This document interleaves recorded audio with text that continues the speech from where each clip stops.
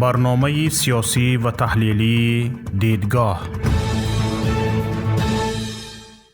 با عرض سلام و احترام تمام در خدمت شما شوکتی محمد هستم و برنامه امروزه دیدگاه را برایتان تقدیم میکنم. امروز ما در برنامه درباره یک کمانده شده در ولایت سوخت در استرافشان دست به غارتگری زدنی یتیموف، یعنی رئیس کمیته دولتی امنیتی ملی، و رجب بویره احمدزاده رئیس ولایت سوخت صحبت میکنیم. حالا بیشتری وقت ما درباره غارتگری های عائله صحبت میکردیم. بسیاری ها خفه میشدن که چرا شما فقط درباره این عائله، درباره رئیس جمهور، درباره پیشوای ملت گپ میزنید. بیایید امروز درباره غارتگری های کمانده پیشوای ملتتان صحبت بکنیم. چنین نیست که وقتی حکومت عائلوی است همه چیز به عائله تعلق داشته باشد و دیگران تاثیر در تقسیم منصب‌ها، از خودکنی دارایی‌های کشور و غارت مردم نداشته باشند. اتفاقاً گماشته‌های خانواده‌های حکمران گاه‌ها بیشتر از خود خانواده نفوذ بیشتر پیدا می‌کنند و درآمد بیشتر می‌گیرند. به خصوص اگر این گماشته‌ها امبیسیی بزرگتری داشته باشند. گاهی گماشته‌ها به تنهایی عمل می‌کنند، گاهی متحد شده پیش می‌روند.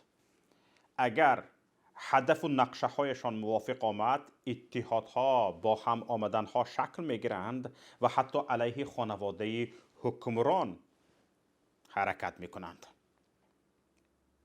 در شهر استرافشان ولایت سوخت ما شاهد اتحاد دو گماشته که در نظر اول هیچ ارتباطی با هم ندارند هستیم. این یکی سیمومین یتیموف است، رئیس کمیته دولتی امنیتی ملی تاجیکستان، و دیگر رجب بوی احمدزاده رئیس ولایت سوخت می باشد. در نوبت خود آنها گماشته های خود در منطقه ها را دارند.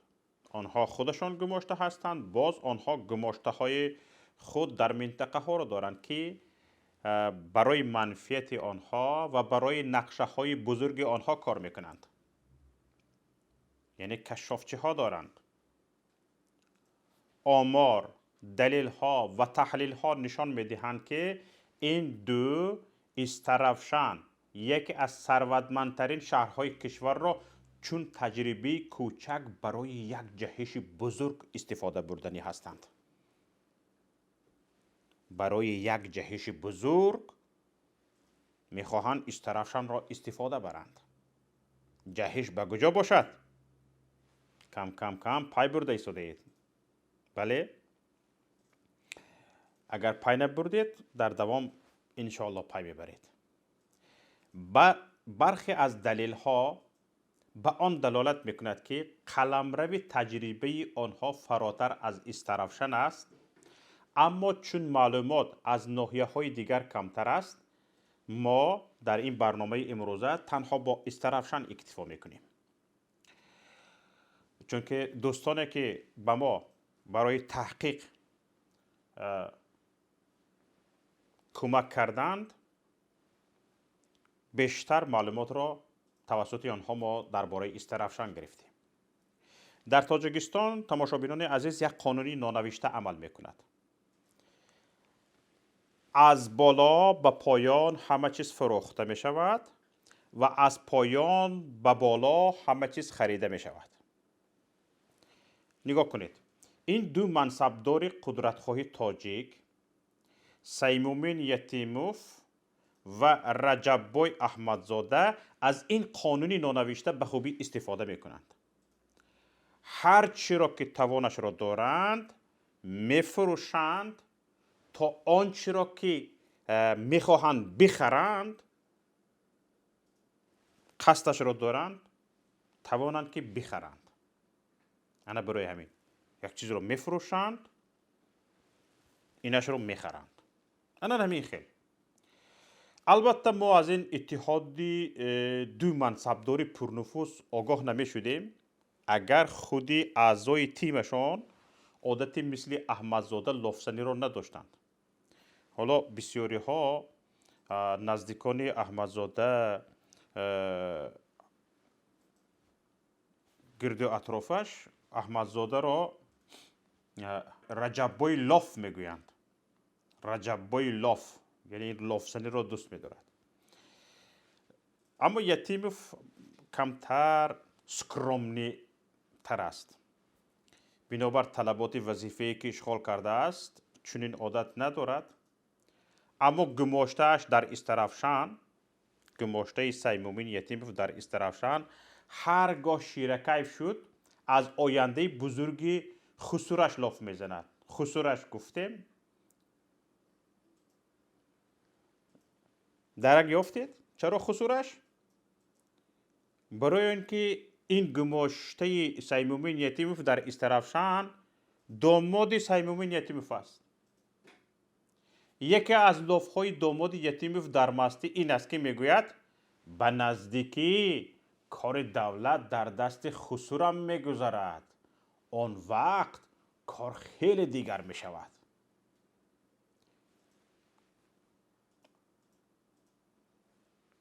داماد یتیموف مظفرزاده شهرت دادستان شهر استرافشان است. مظفرزاده شهرت تا حد در استرافشان قدرت پیدا کرده است که رئیس شهر مأمورزاده ادهم بدون اجازتش یک قدم هم نمیماند. یک قدم هم نمیماند. به هر یک قدمش اجازت میپرسد. پس از غارت سراسری تمام بیزنس ها در کشور از جانب عائله و گماشتگانش بزرگترین راه درآمد حالا در تاجیکستان فروش زمین شده است. زمین فروشی. این بیزنس نه تنها پیوسته به کیسه بی تگ و بی سر و نوگی عائله پول میریزاند، بلکه منصبداران زینه های دوم و سوم را ان همین بیزنسی زمین فروشی میخوراند. کاردشان را در روغن نگاه میدارد. می شود گفت که حالا به اصلی ترین راه درآمدی رئیسان و دادستان ها و دیگر منصبداران ناحیه ها ان همین زمین فروشی مبدل شده است به بیزنسشان. از جمله استرافشان هم استثنا نیست. این شهر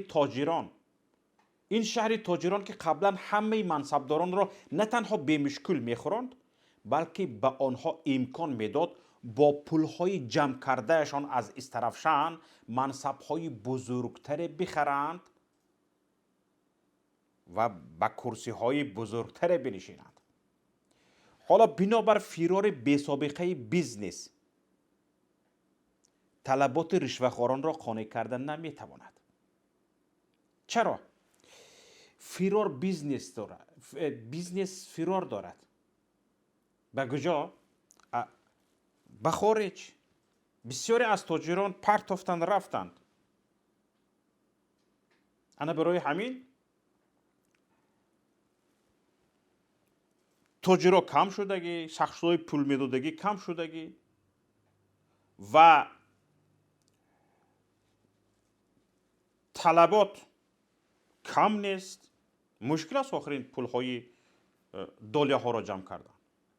ببینید یک مثال، کرسی ریاست شهر استرافشان $500,000 ارزش دارد. $500,000. هر کسی که کرسی ریاست شهر استرافشان را خرید باید در 3-4 سال $1,000,000 درآمد گیرد و $500,000 علاقه پیشکی دادگی است. قبلا این کار مشکل نبود. تاجران زیاد بودند، درآمد مردم زیاد بود، اینقدر به چشمش نمی نمود. حالا بنابر فرار بیزنس یعنی فرار تاجران این مسئله خیلی مشکل شدگی است. خلاصه به همین رشوه‌خوران هم اینقدر آسان نیست. جانشان خیلی در عذاب است. به بالا پول رو پیش پرداخت میکنند. این پول رو کی میرویونند تعیین نیست. رویانده میتوانند نمیتوانند، هیچ کس گارانتی داده نمیتواند. خیلی کارشون مشکل است. 500,000 رو داده به کرسی رئیسی شهر استرافشان میشینی، کی این پول رو جمع کرده میگیری؟ 500,000 داده، اقلا 1,000,000 رویانده در کار. خیلی مشکل است. برای این کرسی 500,000 دلاری فقط رئیس نه، چند نفر مبارزه میبرند. طبیعی است وقتی سردرآمدترین بیزنس فروش زمین است، تنها زمین فروشان میتوانند قدرت خریداری چنین منصب را داشته باشند. و نامزد اساسی هم که خود را الکی پیروز میداند، رئیس کمیته زمین نورالله زاده غیرت است. نورالله زاده غیرت. این مخلوق خدا هم مثل شهرت مظفرزاده هرگاه مست شد، سطح زد، برخی جزئیات نقشه هایش را افشا میکند. گرد و اطراف رو نگاه نمیکند که کیا نشستگی هستند.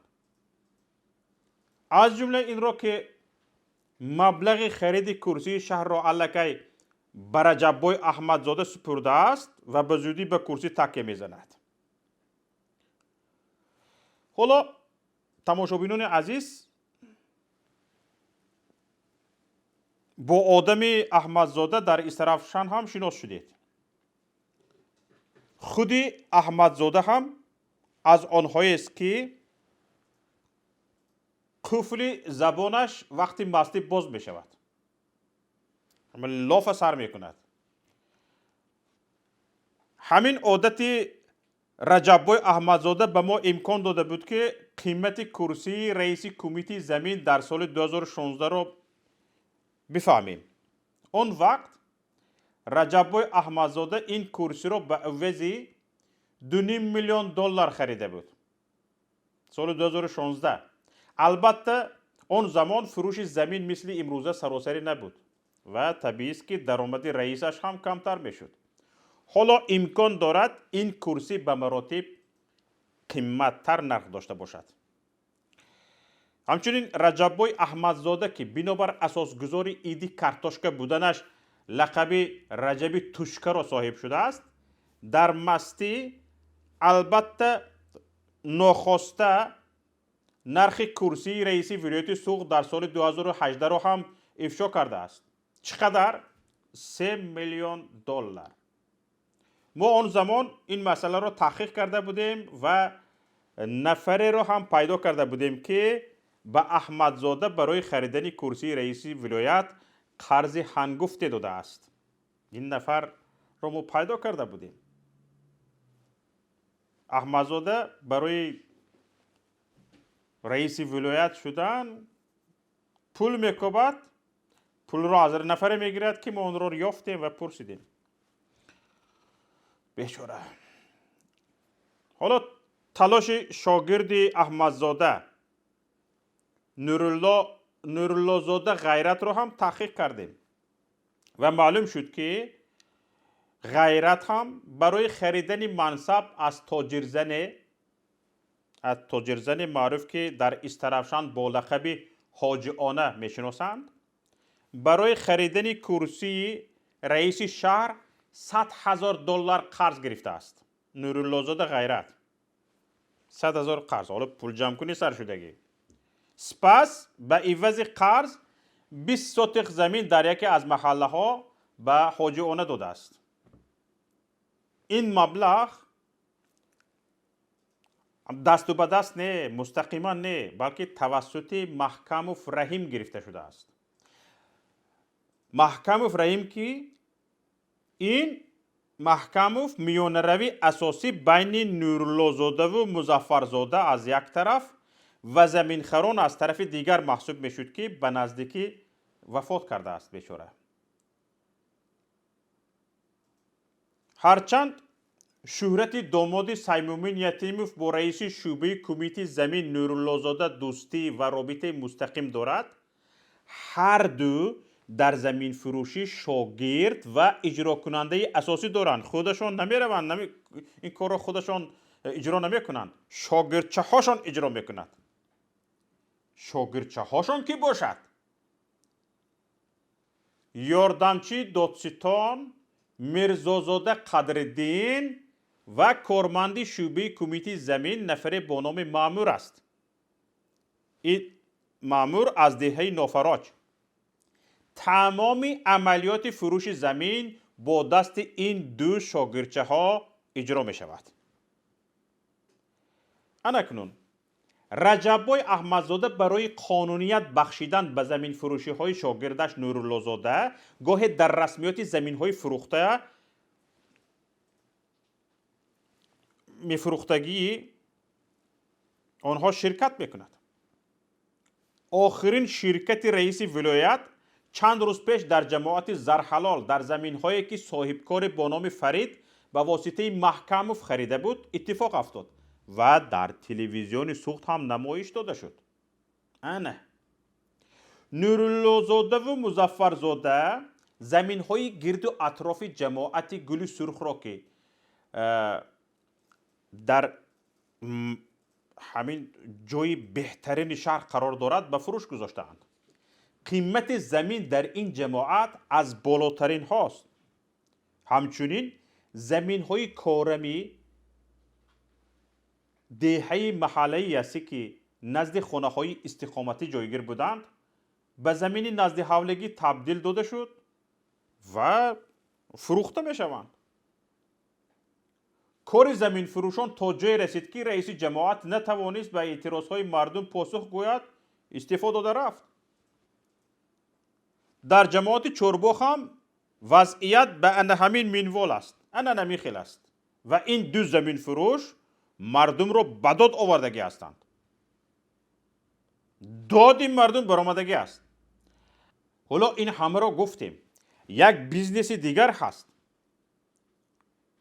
بیکارسازی قرارهای رئیس سابق استرافشان. این یک بیزنس بزرگ. حیران نشوید. حاضر میگویم تو. بهرام عنایت زاده را که بعد رئیس شهر استرافشان بودنش رئیس شهر کولاب شده بود در خاطر دارید؟ حاضر در کجا؟ در زندان. همان بهرام عنایت زاده که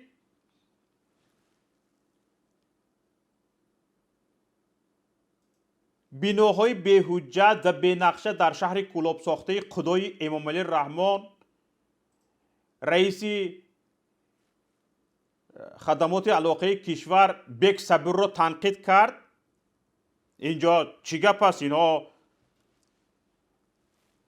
نپرسیده بنا می سازند. این خواجه احراری ولی کی است؟ انداز نمی سپارد. این را یافتن در کار باید انداز سپارد. گفته وقتی به بیگ صبر اشاره کرد رفت در زندان را گزید. وقتی که سود می شد در تالار دادگاه اعتراف کرد که در تاجیکستان عدالت وجود ندارد. تا اون زمان خدمتگار امام علی رحمان به اهل عائله‌اش بود، در استرافشان هم در کولاب هم. اما وقتی فهمید که هیچ کس خدمتخویش را به نوبت نمیگیرد و به خاطر همین یک کلمه گپ رفته پشت پنجره زندان شده ایستاده است، گفت که در تاجیکستان عدالت وجود ندارد. زندان شدن عنایت زاده راه خوبی درآمد به حاکمان نو استرافشان را باز کرده است. گفتم که یک بیزنس.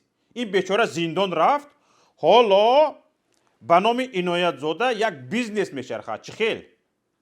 دقت دهید. این گروه متشکل جنایی حالا با هر بهانه ها صاحبکاران و دهقانان را شانتاژ میکنند. چه خیل شانتاژ میکنند؟ آنها را دعوت کرده پیشنهاد میکنند که اگر صاحبکار یا دهقان حق این گروه را پرداخت نکند قرار چند سال پیش برآورده عنایت زاده بیکار کرده می شود. مثلا گفتیم به قرار عنایت زاده امضا کردگی یک نفر زمیندار شدگی. آنها میگویند که شاید عنایت زاده پاره گرفته به شما غیر قانونی زمین داده باشد. اگر دالیه ندهید اون زمین ها قرار را بیکار میکنیم، زمین را کشیده میگیریم. آن زمان نفر فرزن با خرج $1000 صاحبی پارچه زمین شده بود و با خرج $50,000 انشاءات بنا کرد. امروز حاکمان نو شهر با آنها شرط میگذارند که یا حق ما را در حجم $10,000 دیگر پرداخت بکنی یا قرار بیکار شده زمین به حالت اولش برگردانیده می شود. زمین به حالت اولش برگردانیده شود. میدونید ها چه خیلی می شود؟ بولدوزر رو میبرند، زمین رو، یعنی بنا را، انشاءات را، کتیج پوشیدگی، یگان ویلا پوشیدگی، یگان مرکزی سودا، مرکزی تجارتی پوشیدگی فرق ندارد، به زمین یکسان میکنند. تمام قرار بیکار زمین کشته گرفتگی تو $60,000 به سوختی. درست است. صاحبکار همین رو حساب کتاب میکند و مجبور میشود برای نجاتی $50,000 و $60,000 باز $10,000 دیگر به این بندیت های نو پرداخت کند. یعنی همین خیل بیزنس. حالا این مخلوق عنایت زاده با چند قراری زمین دادن و پارچه زمین دادن و برای تجارت زمین دادن و هاکذاها امضا کردگی باشد، درد سری آن تاجران شدگی است، آن نفران زمین گرفتگی شدگی است که در زمان عنایت زاده زمین گرفتگی هستند. یا بدو گرید رهبری گروه دامادی یتیموف دادستان شهر مظفرزاده شهرت شخصا به این کارها دست نمیزند. او موسیقی بیگناه، چون که طبق اعتراف خودش نقشه اشغال وظیفه دادستانی کل را دارد. یوسف رحمان فهمیدی ها؟ قبرت میکندگی آدم پیدا شدگی. حالا بعضی گپ هاتون با سیمومین یتیموف برای چی راست نمی آید فهمیده ایستاده باشی ها؟ گرنگی نکن با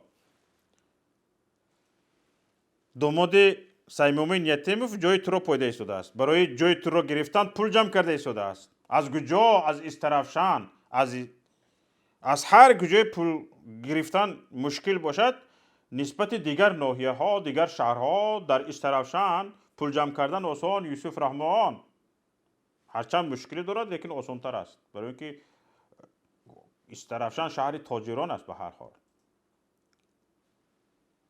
اکنون برای این کارها داماد سیمومین یتیموف همان گونه که گفته گذاشتم از شاگردش میرزازاده قدردین، یعنی یاردمچی دادستان شهر آید به مسئله های زمین استفاده میکند. شاگردچه معلومات نفرانی از عنایت زاده زمین گرفته و همچنین تاجران ثروتمند شهر توسط نورالله زاده غیرت که خودش زاده استرافشان است جمع آوری می شود و به مظفرزاده پیشنهاد می شود. در این کار به معاونش غفارزاده غلام که قبلا در کمیته زمین ناحیه ظفرآباد کار کرده است کمک می کند.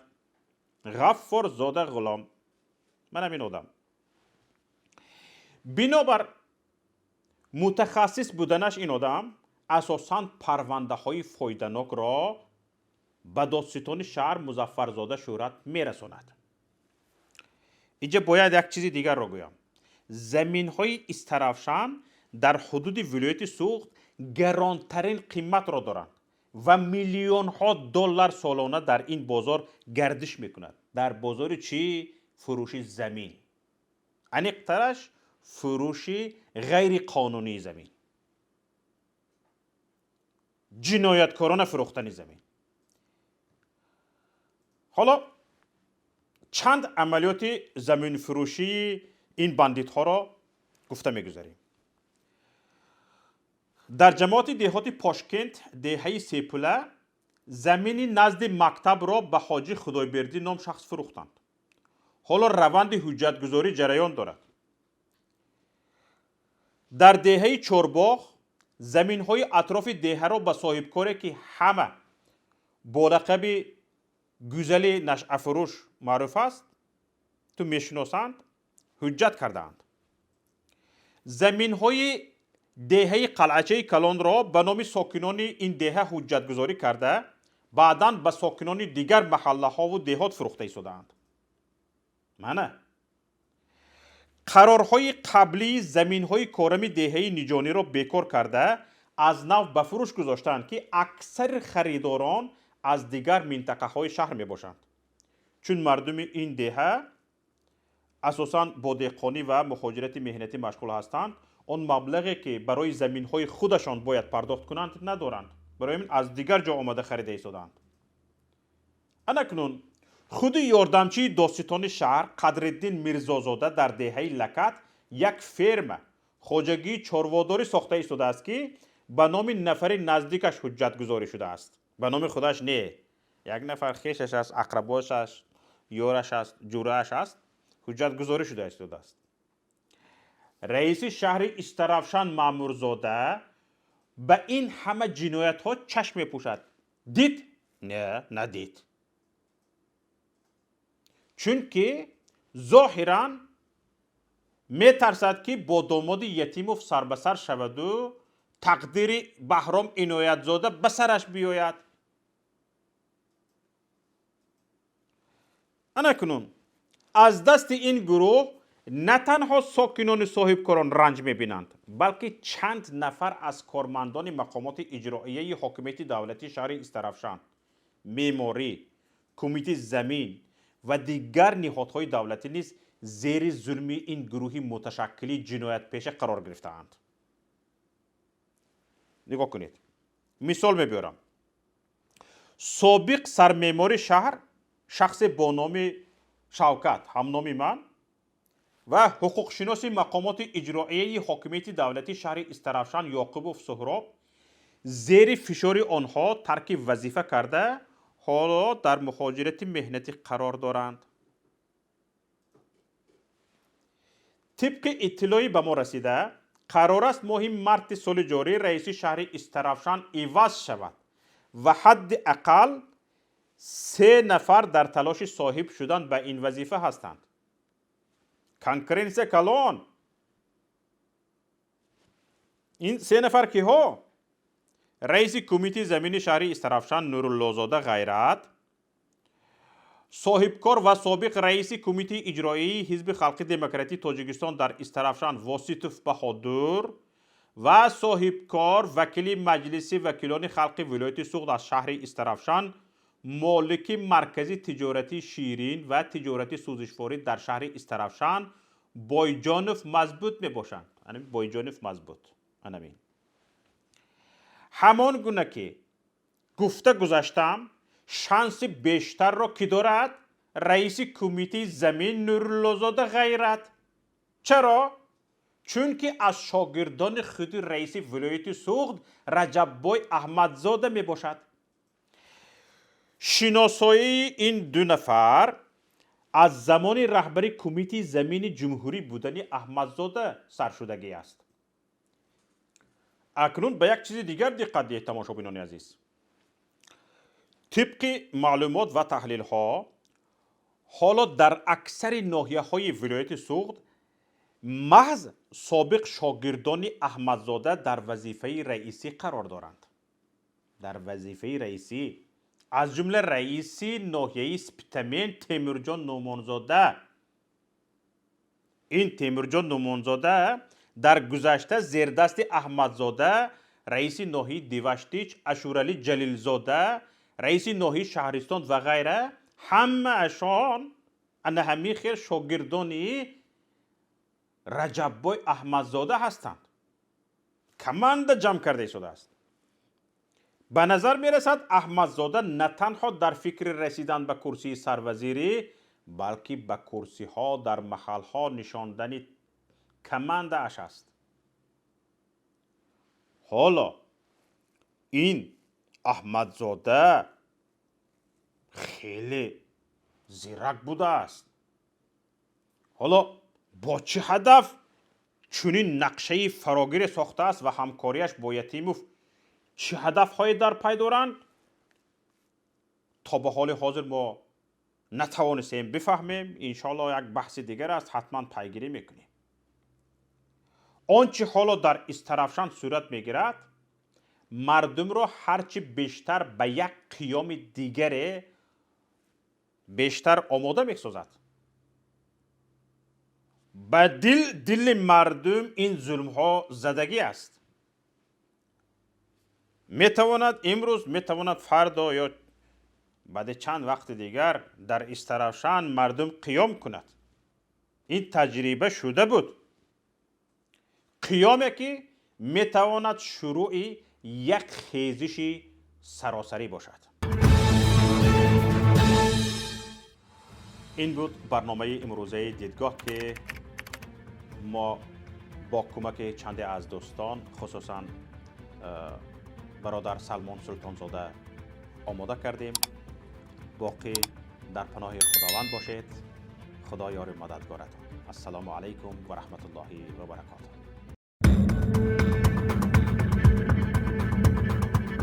برنامه سیاسی و تحلیلی دیدگاه.